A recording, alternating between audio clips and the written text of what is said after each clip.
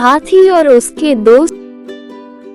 एक बार की बात है, एक जंगल में एक हाथी अकेला घूम रहा था। उसका कोई दोस्त नहीं था और वह चाहता था कि कोई उससे दोस्ती कर ले और उसका दोस्त बन जाए। तभी उसे एक बंदर दिखाई देता है तो वह उससे पूछता है, क्या तुम मेरे दोस्त बनोगे? बंदर कहता है, मेरे दोस्त बनने के लिए तुम बहुत बड़े हो, तुम मेरे जैसे झूल और उछल कूद नहीं कर सकते, इसलिए मैं तुम्हारा दोस्त नहीं बन सकता। हाथी वहां से चला जाता है। थोड़ा दूर जाने के बाद उसे खरगोश नजर आता है और वह खरगोश से पूछता है, क्या तुम मेरे दोस्त बनोगे? खरगोश बोलता है, तुम बहुत बड़े हो, तुम मेरे बिल में नहीं घुस पाओगे, इसलिए मैं तुम्हारा दोस्त नहीं बन सकता। हाथी मायूस होके वहां से भी चला जाता है और एक तालाब के पास पहुंचता है। वहां उसे मेढक नजर आता है और वही सवाल वह मेढक से भी पूछता है। मेढक कहता है, तुम बहुत बड़े हो और भारी भी हो मेरी तरह पानी में इधर उधर कूदने के लिए, इसलिए मैं तुम्हारा दोस्त नहीं बन सकता। हाथी वहां से भी चला जाता है और रास्ते में उसे जो भी जानवर मिलता है उन सब से वह यही सवाल करता है और सब उसे वही जवाब देते हैं कि तुम बहुत बड़े हो और तुम हमारे दोस्त नहीं बन सकते। हाथी बहुत उदास हो जाता है क्योंकि कोई उससे दोस्ती करना नहीं चाहता था। दूसरे दिन हाथी देखता है कि एक शेर जंगल के जानवरों को दौड़ाकर उनका शिकार करना चाह रहा था। हाथी शेर के पास पहुंचता है और बोलता है कि शेर, तुम मेरे दोस्तों को मत खाओ, उन्हें छोड़ दो और यहाँ से चले जाओ। शेर को बहुत गुस्सा आता है और वह हाथी से कहता है, अपने काम से काम रखो और चले जाओ यहाँ से। हाथी को भी इस बात पर बहुत गुस्सा आता है और वह अपनी पूरी ताकत लगाकर शेर को धकेल देता है, जिससे शेर को चोट लगती है और वह तुरंत वहां से दुम दबाकर भाग जाता है। हाथी को अपने लिए शेर से लड़ता हुआ देखकर सभी जानवरों को अपनी गलती का एहसास होता है और वह हाथी को जाकर कहते हैं कि हमारी जान बचाने के लिए बहुत बहुत धन्यवाद हमारे दोस्त। और इस तरह जंगल के सारे जानवर हाथी के दोस्त बन जाते हैं। इस कहानी से हमें ये शिक्षा मिलती है कि दोस्ती के लिए शरीर का आकार महत्व नहीं रखता, बल्कि आप अपने दोस्त के लिए क्या करते हो, उसका कैसे ख्याल रखते हो, ये ज़्यादा महत्वपूर्ण होता है। तो बच्चों, कैसे लगी आज की हमारी कहानी दीदी की जुबानी?